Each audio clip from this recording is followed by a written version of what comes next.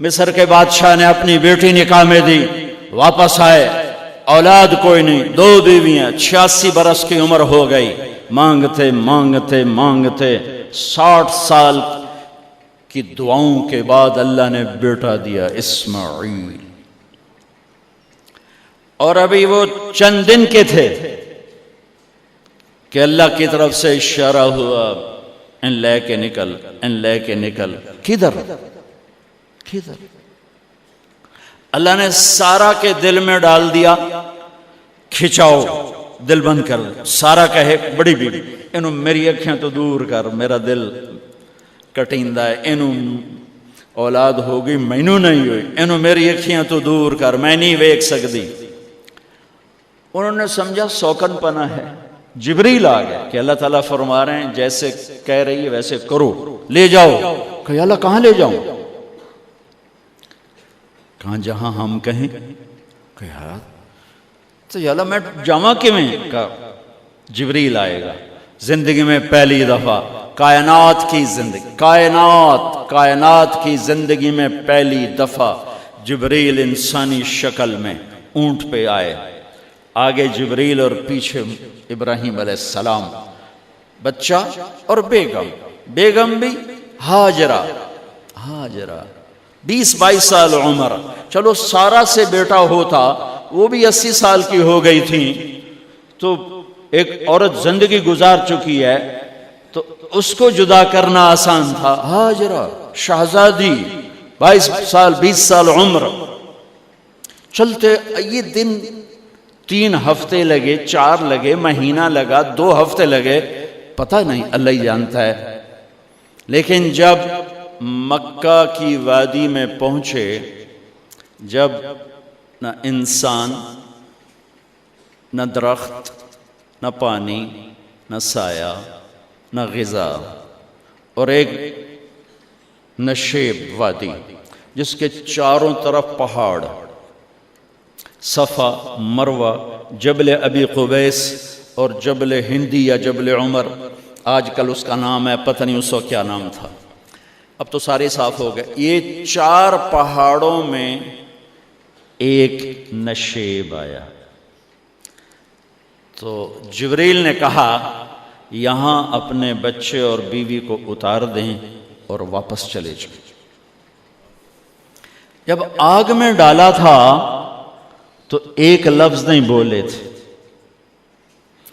اور ایک طرف ہوا کا فرشتہ، ایک طرف پانی کا فرشتہ کہ ہم آپ کی مدد کریں، کہ اما الیک فلا، نہیں تمہاری ضرورت نہیں، اما الی اللہ فنعم، اللہ ویکھ رہا ہے، انہوں بچاونا ہویا تو بچا لے سی، یہ ساڑنا ہویا تو ساڑ دے سی، میں تہاڈی لوڑ بھی فرشتوں سے بھی بے نیاز ہو کے۔ اور آگ کی طرف جا رہے ہیں خاموشی کے ساتھ، بس ایک لفظ، حسبی اللہ ونعم الوکیل، حسبی اللہ ونعم الوکیل، تیرے سپرد ہر شے۔ اس خوفناک آگ کے سامنے ایسا صبر، ایک لفظ نہیں بولے۔ جب جبریل نے کہا ایتھے چھوڑ دے ہو، ایک دم یہاں کیسے چھوڑ دوں؟ اللہ اکبر، یہاں تو نہ کوئی انسان ہے، نہ اسباب زندگی ہیں، نہ پانی ہے، کچھ بھی نہیں ہے، کیسے چھوڑ دوں؟ کہا آپ کے رب کا فرمان ہے یہیں چھوڑنا ہے، کہ اس بچے کی پشت سے آخری نبی تشریف لائیں گے اور اس وادی کو میں تشریف لائیں گے۔ اسلمت لرب العالمین، ٹھیک چھوڑ دے۔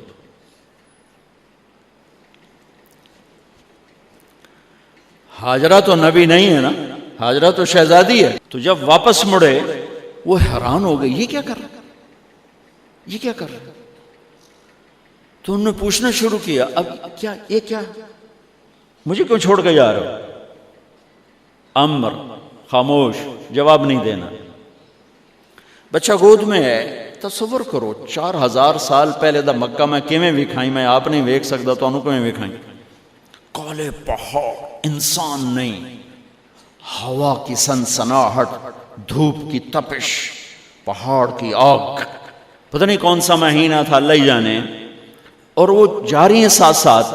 کیوں میرا قصور کی ہے، میں نے چھڑیا کیوں گئی، جاندہ کدے پہ ہیں، کوئی غلطہ دس. چلتے چلتے کدئی پہنچے. کدئی کوئی 3 میل 3 میل. تو ہاجرہ کو خیال آیا یہ اللہ کے نبی ہیں، کوئی اتو نہ گال لائی ہوئے. تو 3 میل کے بعد اللہ امرک، کیا یہ اللہ نے کہا ہے کہ میں نے اتنے چھاڑ دے تو میرے پتر نو؟ اللہ کیا ہے؟ تو ابراہیم علیہ السلام نے سر ہلایا کہ اذن لن یضیعنا اللہ. ایک اور ہاجرہ نے جنم لیا. پہلے ایک ماں بن کے سوچ رہی تھی، بیوی بن کے سوچ رہی تھی، اب وہ ایک مومنہ بن کے سوچ ابھری، ایمان والی بن کے سوچ ابھری. اچھا جاؤ، جس رب نے کہا ہے وہ رب مجھے ضائع بھی نہیں کرے گا. جاؤ.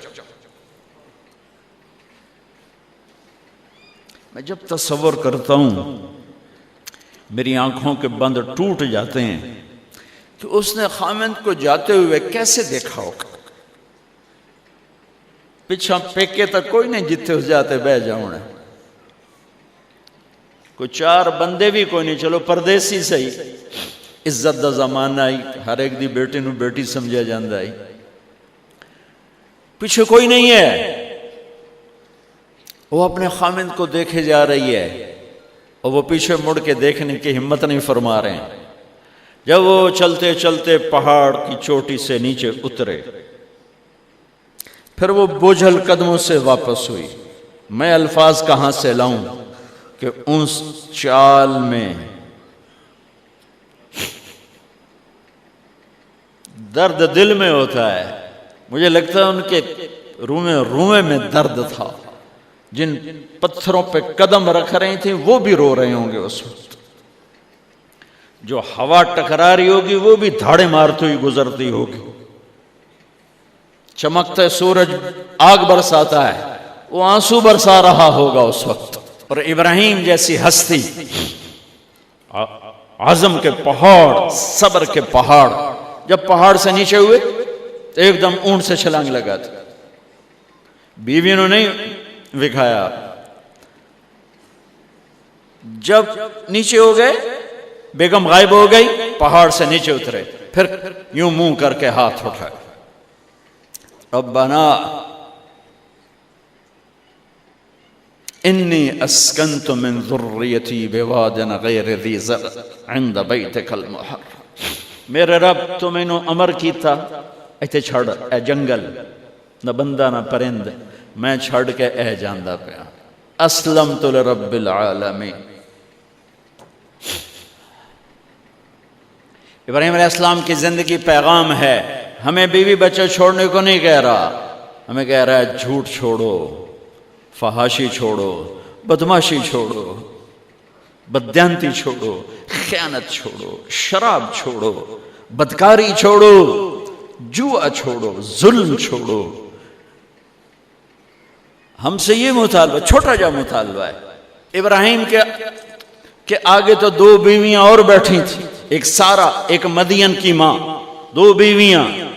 فلسطین کی بستی آباد، سرسبز. ہاجرہ کے پاس کیا تھا؟ کالے پہاڑ، پانی بھی کوئی نہیں ہے. مجھے خیال آتا جب رات آئی ہوگی تو رات کا اندھیرا، پہاڑوں کا اندھیرا، کالے پتھروں کا اندھیرا، گہری وادی کا اندھیرا، ان سارے اندھیروں میں ایک عورت کا تصور کرو، معصوم بچوں کو گود میں لے کے جب بیٹھی ہوگی تو تاروں نے ابھر کے دیکھا ہوگا کہ یہ کون مائی ہے. تاروں کو مسکراہٹ سے تشبیہ دی جاتی ہے. میں کہتا ہوں اس رات تارے بھی روئے ہوں گے، چاند بھی حیران ہوگا، ایک چکرے کون بی بی بیٹھی ہوئی ہے. اس مائی کی رات کیسے گزری، آنے والا گرم دن کیسے گزرا، پانی ختم ہوا، بچے کی ایڑیاں اور آہو بکا. اللہ زمزم پہلے کیوں نہ کٹیا؟ اللہ کو پتا تھا میں نے زمزم نکالنا ہے. پہلے کیوں نہیں کڑیا؟ انہوں روایا کیوں؟ مانو دوڑایا کیوں؟ صفا مروہ پھر سینہ پاٹ گیا۔ یہ میرے اللہ نے دنیا کو امتحان کی جگہ بنایا ہے۔ وہ الف لام میم احسب الناس ان یترکوا ان یقولوا آمنا وهم لا یفتنون ولقد فتنا الذین من قبلهم فلیعلمن اللہ الذین صدقوا ولیعلمن الکاذبین۔ میں تسی کلمہ پڑھا ہے نا میرا، اب میں امتحان لوں گا۔ تسی پہلی تو دوئی چ نہیں جاون دین دیو جب تے امتحان پاس نہ کرے۔ پہلی تو دوئی بھی کوئی کلاس ہوندی نہیں، امتحان دیو پاس ہو گئے چلو ہن دوئی بہاؤ، نہیں پچھا لے جاؤ۔ ہے میرا اللہ کہتا تمہیں جنت دینی ہے، اپنی رضا دینی ہے، تھوڑا تو میں نو کھڑکاون دیو، کچھ تو میں کھڑکاواں گا، لیکن اوئے ہائے اتنا نہیں۔ جب میں صفا مروہ چلتا ہوں تو مجھے اماں ہاجرہ کا خیال آتا ہے کہ ہم تو گیلری میں چل رہے ہیں بڑے آرام سے، وہ تو ایک پہاڑ پہ چڑھتی اترتی، دوسرے پہ چڑھتی اترتی، انہیں پتا تھا اللہ کی قسم کوئی انسان نہیں، لیکن بچے کو تڑپنا دیکھ نہیں رہی ماں، دیکھنے کی جرت نہیں ہے۔ صفا مروہ صفا مروہ صفا مروہ صفا مروہ، 7 چکر کے بعد نا وہ ہمت جواب دے گئی۔ اگر ہمت ہوتی تو شاید وہ اور چلتی، اور بے بس ہو کے گری ہیں، اور آخری نظر بیٹے کو دیکھنا چاہا کہ میں ایتھے مر جاواں او اتھے مر جاوے، نہ او میرا مرنا ویکھے نہ میں او دا مرنا ویکھ۔ جس امت کی بنیاد اتنی بڑی قربانی پر ہو، وہ امت کہے سود کے بغیر گزارا نہیں، جھوٹ کے بغیر گزارا۔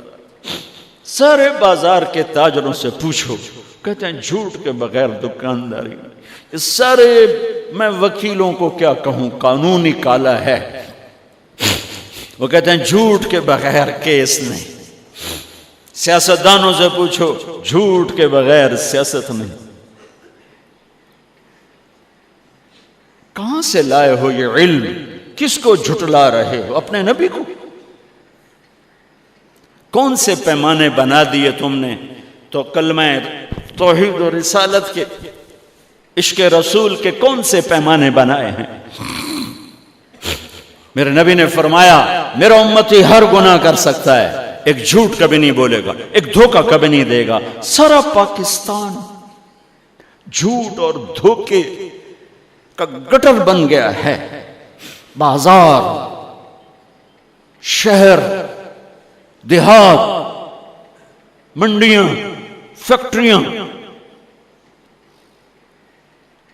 وزارتیں، صدارتیں، دفاتر، عدالتیں، جس ملک کی عدالت ظلم و ستم پر اٹھ رہے ہو، میں کتھے جا کے ہنج کڈھا، کتھے جا کے ٹکر مارا۔ یہ ہاجرہ کا قصہ اس لیے ہے کہ اللہ پر ہر چیز قربان کرو۔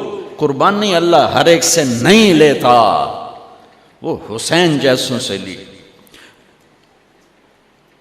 وہ ابراہیم جیسوں سے لی، وہ صحابہ سے لی۔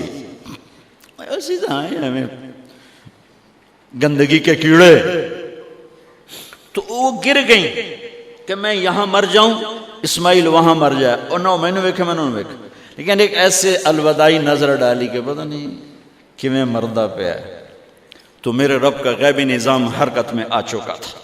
ایک خوبصورت جوان کو دیکھا جو وہاں کھڑا ہوا ہے، تو ماں کی ممتا نے پھر انگڑائی لی اور پھر دوڑی، ساری تھکاوٹوں کو بھلا کر، پھٹے ہوئے سینے کو بھلا کر قریب آئیں تو وہ تو غائب ہو چکا تھا۔ جبریل انسانی شکل میں پر مارا، بچے کی ایڑیوں سے زمزم نکالا، پانی کا چشمہ نکالا،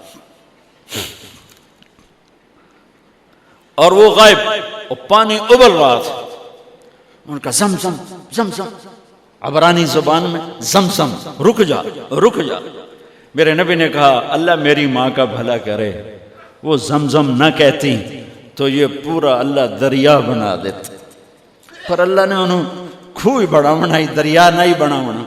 کیا پانی ہے؟